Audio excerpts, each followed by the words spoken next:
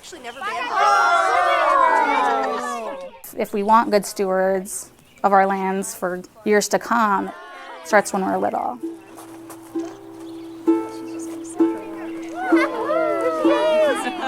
Nice job, guys.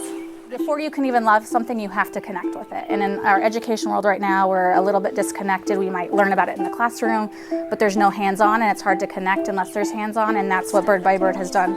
So woodpecker tails are really unique, how stiff they are. You see how dirty and worn his tail is? Whoa. Do you know why it might be like that? Because he pooped on fighting. So when a woodpecker's climbing a tree, he uses his tail as a tripod to lean against the tree. See that? Ouch. So his tail is all worn from rubbing against tree bark.